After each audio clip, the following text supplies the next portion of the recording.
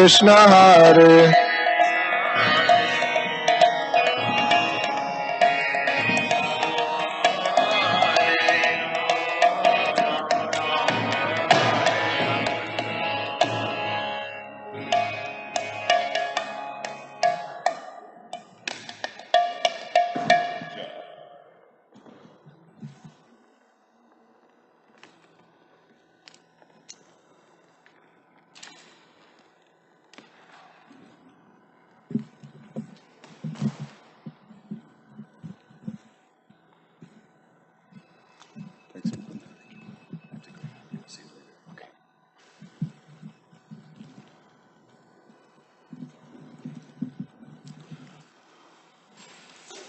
Om Namo Bhagavate Vasudevaya.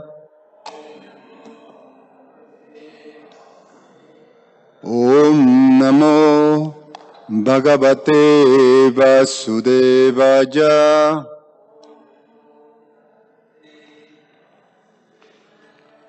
Om Namo Bhagavate Vasudevaya.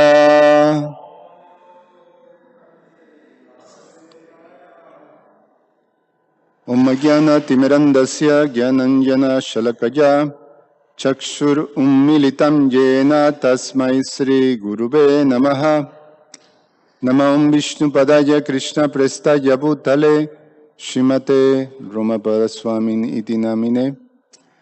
Namam Vishnu Padaya Krishna Prestaya Bhutale Shrimate Bhaktivedanta Swamin Iti Namine. Namaste Saraswate Deve Gauravani Pracharine Nirvishesha Shunyavadi Pashatya Deshatarine Vanchakalpa Tarubhyascha Kripa Sindhubhya eva cha Patitanam Pavanebhyo Vaishnavebhyo Namo Namaha. Reading from Srimad Bhagavatam, Canto 10, the Summum Bonum, Chapter 47, text number 38 and 39.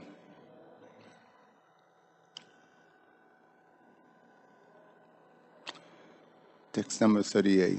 Sri Sukha Uvacha Evam Priyatamadishtam Akarnya Braja Joshita Ta Uchur Udavam Pritas Tat Sandesha Gata Smriti. Sri Sukha Uvacha Evam Priyatamadishtam Akarnya Braja Joshita Ta Uchur Udavam Pritas Tat Sandesha Gata Smriti. Sri Sukha Uvacha Evam Priyatamadishtam Akarnya Braja Joshitaha Ta Uchur Udhavam Pritas Tat Sandesha Gata Smriti. Please chant, Prabhus, Matajis.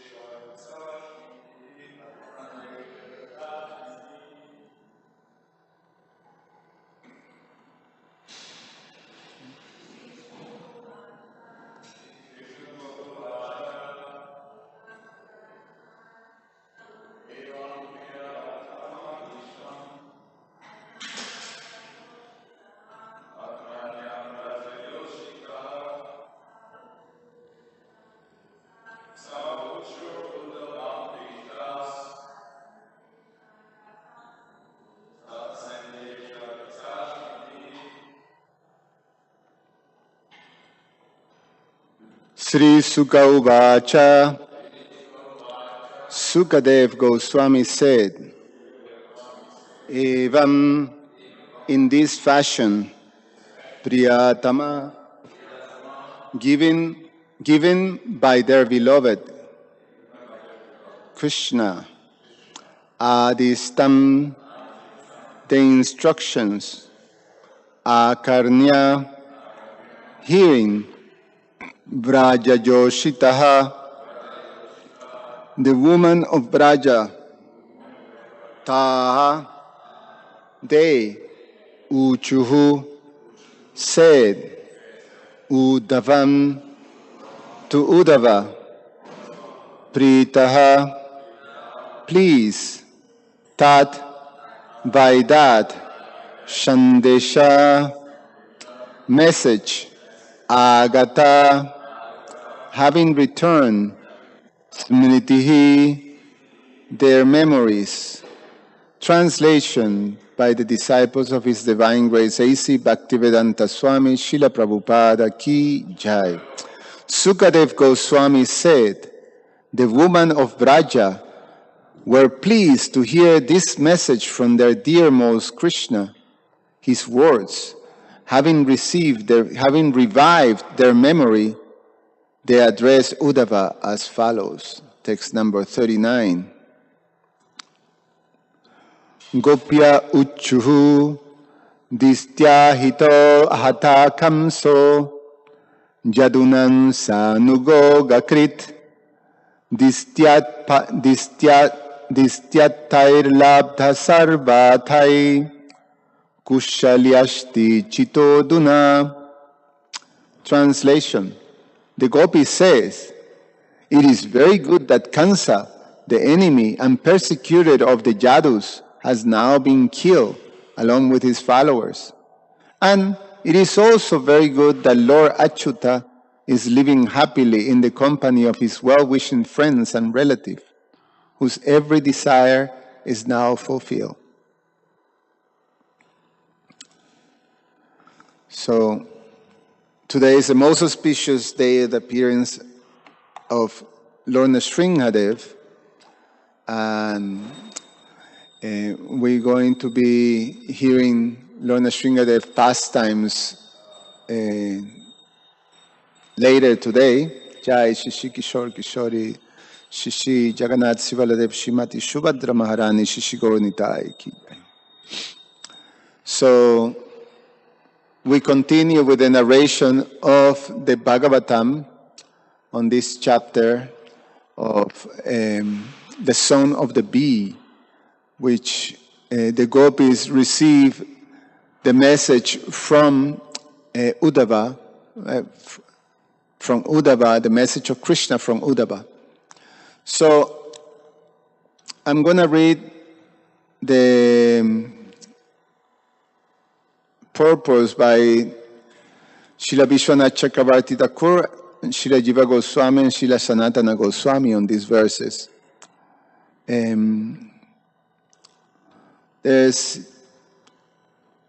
I also have to tell you that this is an impromptu class. I was not prepared to give this class, so I'm sorry I didn't do proper research, so I'm going to try to wing it out, like that. So Srila Vishwanath Chakravarti Thakur comments on text number 38. This is the one that Sukadev Goswami is speaking. In conclusion, basically what we have was Uddhava delivering this message to the gopis. And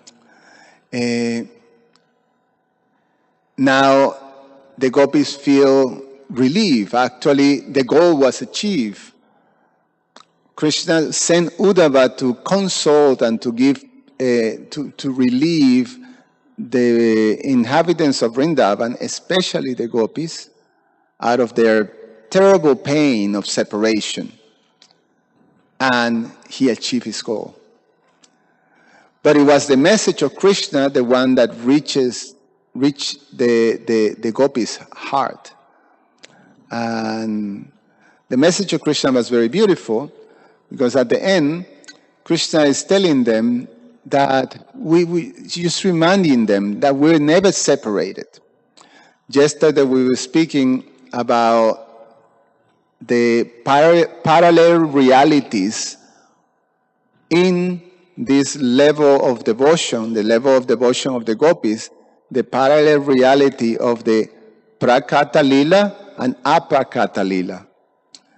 And these two realities, for them, they're independent and at the same time, they're one. They're not separated. So it's part of the understanding that the acharyas give us that actually they remain united, or because it's the same person in the same place towards the same personality, the relationship with Krishna. And so this remains the same. And at the same time, they experience two different realities. One, in the Prakrata Lila, the gopis are experiencing the great pain of separation. And in the Aprakrata Lila, they experience the ecstasy of union with Krishna. And these things, they're simultaneously diverse or different. They actually having two experiences and they're not connected to each other. And at the same time, they're connected because it's the same person. So it's very inconceivable. But it's also a very important principle in the teachings of Lord Chaitanya for us to understand in terms of through the absorption on Krishna's Leela, on Krishna's activities, on Krishna's qualities, on Krishna's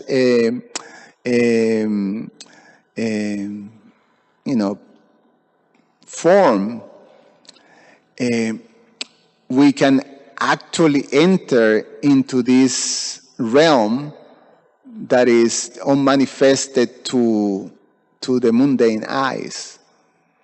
So then we can have that intimate connection with Krishna. Krishna will be there. What Krishna was telling the gopis is like, just remember, we never separated. We actually together.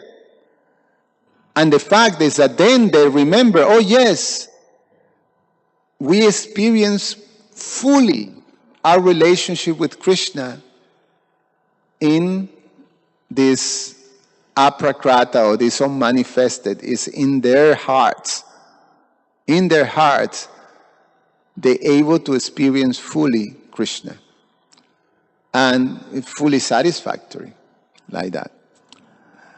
And they remember that, and they were, again, yes, we actually fully satisfied, so it's all good, And Krishna reminded that by telling them, just like the gopis who were not allowed by their husband to come to the Rasa Lila dance. They were not allowed, they were locked, during the Rasa Lila. So they couldn't come, and these gopis, they wanted to die, but they didn't because they started to meditate on Krishna's qualities. And Krishna says to the gopis, by that meditation, I came to them personally. I came to them, and they actually were able to experience also the Rasa Lila dance within their hearts, with Krishna, with a full satisfaction, nothing different.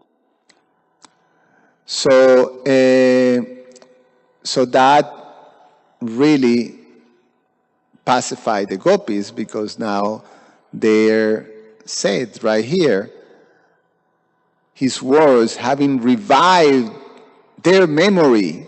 Their memory is like we never separated from Krishna. We're constantly with Krishna. And with the full satisfaction of union with Krishna. So they were very pleased. So this is what Srila Vishwanath Chakravarti Thakur says on verse 38. Verse 38 again reads, Sukadev Goswami said, the women of Braja were pleased to hear this message from their dearmost Krishna. His words having revived their memory, they address Uddhava as follows. Srila Vishwanath Chakravarti Thakur comments, the gopis who were the subject of the previous verse and were restrained by their husbands now speak to Uddhava in this verse. It is true, we were with Krishna who was enjoying on that night. When they heard Uddhava, they remembered their own experiences, which were proof of his words. They became satisfied with Uddhava and began to speak to him politely. Srila Jiva Goswami comments, as the gopis listened, they gradually understood the three meaning of the verse on investigating deeply. Previously, they have established their beloved as Paramatma, the object of unconditional prema of all beings in the following verse. Quote, our dear Krishna is an expert in religion. You have advised us that the proper religious duty for women is to faithfully serve their husbands, children, and other relatives. We agree that this principle is valid, but actually, this service should be rendered to you who give her But actually, this service should be rendered to you who give her instructions. After all, O Lord, you are the dearest friends of all embodied souls. You are the most intimate friend, and indeed, their very self. This is from the Srimad Bhagavatam 10:29-32. They remember this now when Uddhava delivered Krishna's message, filled with Gyan. That is the first meaning. They did not remember their own bhavas hidden in the message filled with Gyan. They were filled with natural love for Krishna, Pritaha. They thought, he should not teach us this message. The second meaning in this, they remember directly meeting him by the message of Uddhava, which indicated directly meeting him because of prema. The third meaning is as follows. They remember the eternal pastimes and impressions, as if from previous birth, on hearing the message, which indicated meeting him in the aprakata manifestation. By the last two meanings, they were filled with the highest bliss. They had faith because it was the message from their beloved. A fourth meaning is derived from what Krishna says in verse 36. From that statement, they remember that they have seen the rasa dance because of having similar anuraga for Krishna as a group. But then, they could not see the rasa dance until this time. By the power of the message, they then remember to seek out with intense anurag for Krishna. The intention of the Lord was this: it is not possible for me to come at this time, but obtaining consolation through the message, first my promise to return will be maintained. The solution, however, is not just that I will come in the distant future. A message which gives various meanings, which will produce various solutions, is proper. The final meaning of this message should be arranged where I am with the gopis eternally in pastimes in Braja. Thirst to see me in the external manifestation, however, will be the cause of constantly experiencing my spurhiti in astonishment. This will lead to the greatest astonishment when they meet me directly. Srila Sanatana Goswami has a very short one on this one. Hearing that instruction, the woman obtained knowledge by that message. Or their lamentation still did not cease. They all lamented by the force of remembrance caused by the message. That is the meaning of Evan. Hearing such message, they become pleased. Actually, they did not because they were women of Braja. Their very life was to see him. Strong remembrance of him arose by that message. In that condition they spoke. Or remember that their friends has obtained Krishna in the rasa dance. Having come on his order, they were pleased because they have gained faith.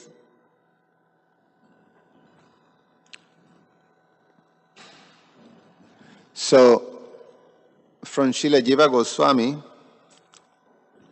in this verse, we remember that as Uddhava started to speak to the gopis, the message of Krishna first was filled with jnana. It's about, him being the supreme, the Paramatma, and the gopis didn't like that at all. Remember that, no? They were actually very uncomfortable with that. They didn't like it. They were thinking, why are you teaching us this? Gyan. We don't relate to that. We're simple, village girls. So they just didn't relate to the whole Gyan thing. But then, when Krishna started to speak about, in verse 36 and verse 37, that they actually always unify. Their connection is eternal, and he is present, fully present with them. Then that immediately, connect them. They remember their experience. So we say that. Now, I read text number 39, also the two short purpose by Srila Vishwanath Chakravarti Thakur and Srila Jiva Goswami. That verse again reads, the Gopi says, it is very good that Kamsa, the enemy and persecutor of the Yadus, now has been killed along with his followers.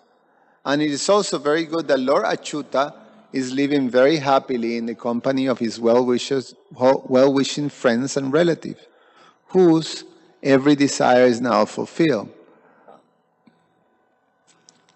Srila Vishwanath Chakravarti Thakur comments, it is good that the enemy has been killed.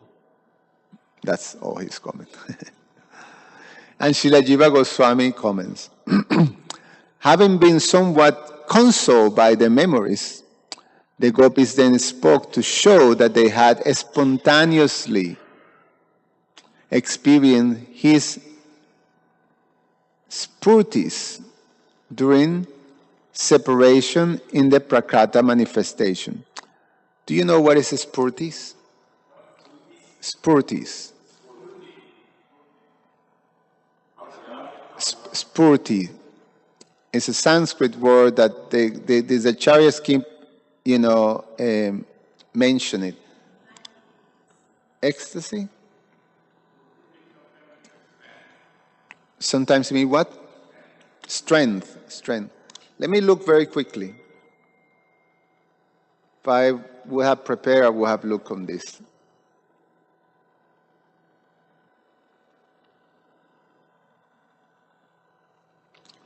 Okay, the definition. Trembling or shivering, an act of jumping, leaping, or hopping. It's an ecstasy. It's a trembling. It's a sign of ecstasy. Like that. When they say that you get trembling or rolling in the floor and things like that. So it's one of the signs of ecstasy.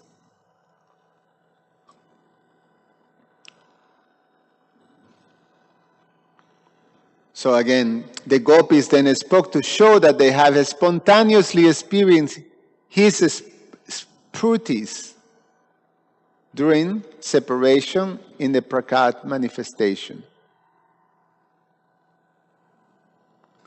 Are we happy with this message or not? His happiness is our happiness. With that intention, the first rejoice. Since the Yadus have obtained unlimited happiness, they were not worried for their needs.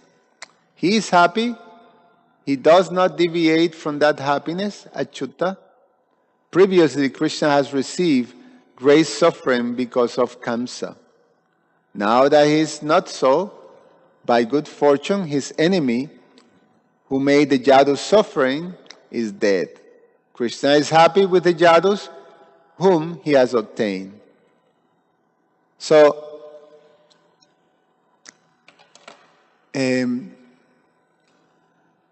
you see the beautiful swings of moods, that have this loving relationship between the gopis and Krishna. The beginning of this chapter is the gopis feeling very upset and expressing that upsetness, and even sometimes chastising Uddhava and criticizing Krishna. We hear about that, that it was the madness of love, of prema, that caused all these different waves. There were 10 different ways of criticizing Krishna. 10 different ways of speaking in such way, like that. And then swings back into, no, we don't want to criticize Krishna. What about if he hears, this criticism, he will be very unhappy. So no. So they swing the other way, Srimati Radharani. And now that they're somewhat pacified, they're just satisfied, thinking Krishna is happy. So Krishna's happiness is our happiness. So, they're settled. So it's almost like, you have all this wave and all of a sudden things settle into, more peaceful space. So we see all these swings. I'm sorry I didn't prepare properly for this class. I'm going to finish here and invite for comments and questions if you have.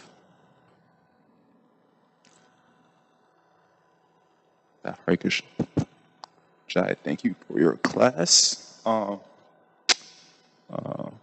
guess I'll connect this verse to the pastimes of Lord Nrsimha. I think verse 39, I'm not on it currently, but it says, Kamsa, when Kamsa was killed, his followers were killed with him, right? Yes. So that reminded me actually of a verse in the Bhagavatam, because Kamsa was the demon's captain. And when just like the Titanic, when the captain of the ship hit the Titanic, all those on board also drowned. So we see when Kamsa went down, his followers went down. So there's a nice verse by Indra, because what I was explaining in the pastime, this is from the 6th canto, chapter 7, verse 14. It says, leaders who have fallen into ignorance and who mislead people by directing them to the path of destruction are, in effect, bordering a stone boat, and so too are those who blindly follow them. A stone boat would be unable to float and would sink in the water with its passengers. Similarly, those who mislead people go to hell, and their followers go with them. So my question is that we always hear about what's emphasized usually is the qualification of the guru. But what about, look at Srila Bhaktisiddhanta Saraswati Thakur and his disciples. Most of his disciples were at the right place at the right time with the right person, with the right guru, the right translation, the right organization, the right sampradaya. But because they had the wrong mentality, they sank. So there's a nice quote that says, everyone is trying to look for the right person, but nobody is trying to be the right person. So what is the use of having a perfect guru? So my question is, and same with Prahlad. Hiranyakashipu went down, his followers went with him, but Prahlad didn't. So can you talk about the qualifications of like the student, the disciple? Because we always hear about what is the use of having a qualified guru if you don't yourself become qualified? You still leave or you still get so much trouble. So maybe you could speak about the qualification of the disciple. Well, we can start with what Krishna says in the Bhagavad Gita, what is it? Pariprasnena sevaya. Pariprasnena sevaya. Tad vidhi pranipatena pariprasne. So paripratena pariprasnena sevaya. So those three principles have to be there for a disciple. And, they sound very simple, but they're actually very deep. You must inquire submissively, and you serve. So inquiry, submissiveness, and service. And when those things are there, the combination of a disciple with that type of faith and a spiritual master that is bona fide then creates this very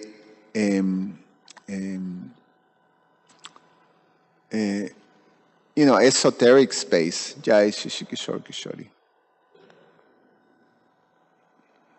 Creates this space in which Krishna from within the heart will actually communicate. The message is passed through. So it's a system that Krishna has created. So to access that system, we have to apply, is a formula. Krishna tells Arjuna at the end, really, don't worry about the whole thing of all these dharma, sarva dharman parityaja. Don't worry about all these different dharmas, and most of them have to deal with the three modes of material nature. He says that earlier in the second chapter. All the flowery words of the Vedas and all these dharmas and all these things, they have to do with the three modes of nature. So you don't pay attention to them. Just focus on Mamekam Sharanam Brajat, Krishna's surrender to Krishna. You surrender to me, meaning that we surrender to Krishna's system, Krishna's instruction. So if we apply, there will be result. So if we apply that type of faith towards the principle of finding a spiritual master and serving a spiritual master with submission and with inquiry, which means, we should try to understand the message of the spiritual master. And if that's there and the spiritual master, it is bona fide, and for the spiritual master to be bona fide, Krishna also have his system, evam parampara praptani man rajasadobidhu. He have to be in the cyclic succession. And that spiritual master have to be an example of paripratena, pariprasnena sevaya, like that. He have to be, so that system had to be in order. So I think the qualification of the disciple, one have to have full faith in that principle, and always have the sense of loyalty and submission and service towards the spiritual master. And especially should be able to ask questions, because sometimes we don't do much of that, you know. And we should inquire about things that are important, that we're going through, to take proper instructions, especially when we don't understand something. So we don't necessarily try to make up, you know, find solutions of things. Especially when we're challenged, you know, by material nature, where most of us were conditioned by material nature, and therefore we have constant challenges in the process of becoming purified. We're confronted with all these things, and then it comes, you know, choices that we have to make. And some of those choices are very confusing. You know, it looks okay, but, you know, but also, you know, if I do this, I compromise this, and, you know, there's always those challenges. And the example in the Bhagavad Gita is giving Arjuna. He had those type of conflicting choices, and it was very confusing, and it was very troubling for him. And he didn't hesitate in ask Krishna. And throughout the Bhagavad Gita, we see Arjuna, Krishna's associate, Krishna face to face with him, and Arjuna is still questioning. Arjuna still, you know, says, you know, Krishna, you telling me this, and then you tell me that, and I'm really confused. You know, why are you telling me that spiritual life and, you know, is the best, and then in the same breath you tell me go and fight this world? I don't understand. And he keeps asking that question, almost like, you know, three different chapters he asks the same question in a different way. So he doesn't hesitate to ask questions, Arjuna, to understand. And that's an important principle. Think on that. Sunil Madhav, Prabhu, you have a comment?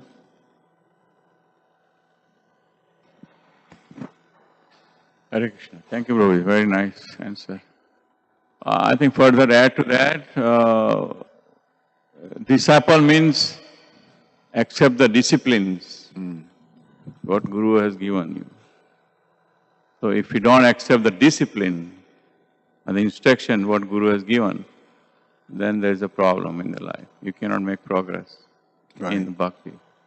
So always, as you say there, because we are in this material world where three modes of nature is constantly chasing each other and going through so many things, so many difficulties. It changes every second, every moment. And then if you don't have proper guidance, and then if you don't follow proper discipline, then there is a problem in life. And people fall down, people go away because of that. One example I can see that, just take the example of Bharat Maharaj. He was a nice devotee, he gave up everything, completely detached the whole world, including his kingdom. But what happened? Because he went to the forest and he didn't have any guru, anyone who instruct him what to do when the situation comes very difficult. He had attachment with a deer. There is nobody there to tell him, you cannot do that. You cannot have any attachment with anybody in this world. Period. If you do a little bit, you're done. But because there was nobody for him to guide him, he fall down. He has to take another birth as a deer. Similarly, if we think that we are independent, we don't require any guidance, we don't require anything, I know everything, you'll fall down. Okay. So always constantly Just like Prabhupada always pray for mercy of his Guru Maharaj. Similarly, we have to always pray for the mercy of our previous acharyas and gurus. Otherwise, we'll fall down. Yes, yes. Very good. Thank you, Prabhu.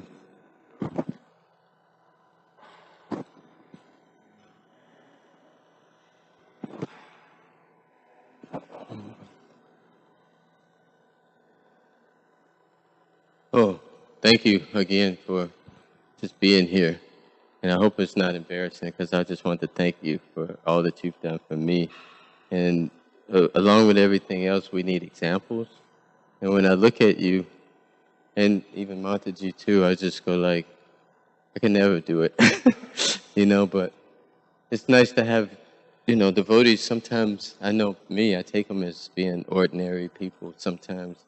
And I think maybe take it a little cheap too, But I'd just like to say that devotees are so special, so amazing. Like I don't get it all the time, like each personality. But I just want to thank you. You've given me a lot of mercy, and you've given me a chance to be myself, which is awesome, But you're not sentimental, and I like that about you too. It's like you're really, really deeper than I can even fathom. Because I can't wait to get free and bus free and go to the music store and play some guitars and stuff.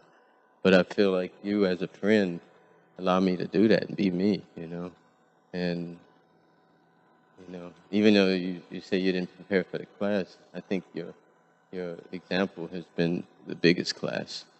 And it's like not sentimental and not just saying this. It's like I really, really need those examples. My uncles, when they were here, they used to always say, always find someone who you can kind of help raise you up a little bit, because your qualities, if you feel like you need some uplifting in certain areas. I just want to thank you. Like, seriously. Thank you.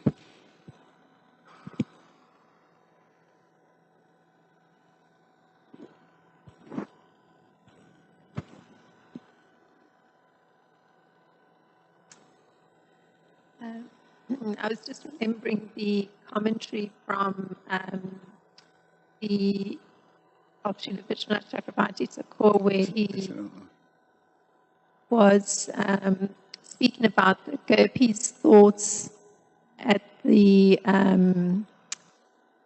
time of hearing Uddhava's message, which had the Gyan component that you brought up. And in that commentary, he was saying that the gopis' thoughts had been, who in Vraja would want to buy that, meaning the Gyan component, when in fact we've been drinking the beauty of Krishna since birth. So they say they were putting an emphasis, or Srila Vishwanath Chakravarti Thakur was saying that the gopis were putting the emphasis on drinking the beauty of Krishna. So I was reflecting on that and making a connection with the current statement, and it seems that everything's very complete in what is said, because they saying good, the enemy has been killed, so now the satisfaction is there in Krishna because he has the yadus. So it's this kind of view that takes into account the whole picture on the part of the gopis. So that's what I was appreciating, just because of this deep connection with Krishna, sort of seeing the whole picture. Yes, it's true. They're so beautiful. I mean, actually, when you appreciate the purity and the beauty of that relationship and love between Krishna and the gopis, and when you look at, not necessarily with a soapy Bollywood picture like that, but actually with the help and with the vision of these amazing acharyas, that give us entrance to see things, as they are, then you see how beautiful and pure this relationship is. That at the end really is defined as a haitukia pratyata, that is unmotivating and uninterrupted. And for the gopis, their life is to see Krishna's happiness. So it's true, it goes into a full circle that at the end, oh, Krishna is happy, oh, we're happy and we're satisfied, like that. They may, go through all these waves, but all these different moods give Krishna pleasure. And Krishna is also very thoughtful when he sends these messages and he, reaches at them and say the right things to immediately bring out again that, close the circle, that whole experience of prema with the gopis. So is very touching when we hear Krishna's kindness and thoughtfulness, and also the intense love that Krishna's devotee has for Krishna. So I think the whole purpose of Krishna sharing this with us, through the scriptures and through his devotees, is to inspire us to want to regain that, that connection, that such beautiful connection like that. So, yeah.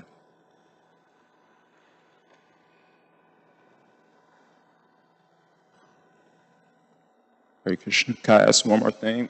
I really appreciate Sunil's point. And I have a question related to his point. He says, Bharata Maharaj, he was in the forest, and sometimes we may get ourselves in trouble when we think we know everything. Nobody can tell me anything. But there's also maybe an obstacle in devotees' life that maybe cause disharmony between devotees is my guru knows everything and nobody else knows anything. That's also could be a potential mentality. So my question is regarding, I was thinking of a pastime, like if somebody told us, you don't, who's your guru? How many rounds your guru chant? 0. Who's your guru initiated by it? Nobody. What sampradaya is your guru with? None. We would think this is completely out of whack. Then, what type of instruction are you taking from your guru? But actually, there's a pastime of King Chitraketu. He took instructions, and his whole king took instructions from somebody that didn't chant 1 round, his baby. Narada Muni, his baby died. Narada Muni brought him back to life, and he gave instructions to everyone. He didn't chant any rounds. He wasn't affiliated with any guru, no sampradaya. And we see that with Prahlad Maharaj. Krishna's Ishvara Sarvabhutana Hridesha Arjuna Tishati. He can empower anyone. Kali Kalata Dharma Krishna Nama Sankirtan Krishna Shakti Vina Nahi Tara Pravartana. So my question is the balance between one's Diksha Guru, who normally we say he knows everything and nobody else can instruct me, between that Krishna could empower anyone. Even last point, even in the 11th canto, there was a what was it? Avanti The Brahmana. the 24 gurus. Yes, And he the even Avanti Brahmana. yeah, he even accepted the 24 gurus. He even accepted a prostitute as Pingala, the prostitute, somebody he's not listening to seminars from her or a lecture, but he could appreciate, I could learn something from her. And we see that causes disharmony where we feel like only my guru I can learn something from, everyone else is nonsense. So what's the balance between our Diksha guru and our Shiksha guru, which could be many, learn something from somebody? So what's that balance? Because we see if that's off balance, there's a lot of disharmony. So maybe you could speak about that balance. Yeah, I think it all depends in the maturity of the disciple, of the person. If you are highly advanced, then you're able to see the instructions of your guru through so many different medias, And the example in the 11th canto of the Avanti Brahmana, it was instruction, it was instructed to seek that, to learn the instructions of Guru, through different things, like I think there were some creatures, some different animals, and then from these animals, it shows you the example of renunciation and this animal, like that. All these different qualities to be cultivated that is given to us in the instructions of our disciplic succession of our, of the Guru. These are, reminders by all these different personalities. So if we are advanced, we can see that. But if we are not so advanced, if we're still in the process of maturing, in our Krishna consciousness, we need someone to be looking after. It's like parents and a child, When the child is still too dependent, then you always have an eye on the child, and you make sure that to give him direct instruction, tie your shoes, put a sweater on, make sure you eat your vegetables, like that. There's so many direct instructions, but as the child matures, then he doesn't need to do that, and when you become a full adult, you remember, oh yes, this is something that I do naturally because I remember my mother telling me, that make sure you flush, like that or something, So these type of things are there.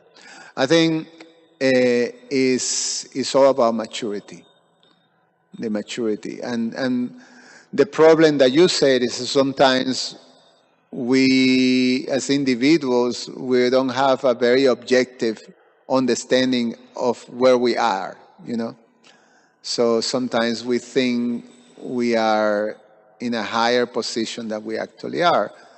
And then we may find ourselves, sort of tripping down, into and hitting ourselves very hard. And then we learn, oh, yes, I'm not up there, I'm here, So Krishna does that. But I think it's just part of the process. It's part of the process. I'm going to stop here. So thank you so much. Garantara Shriman Bhagavatam Ki Jai.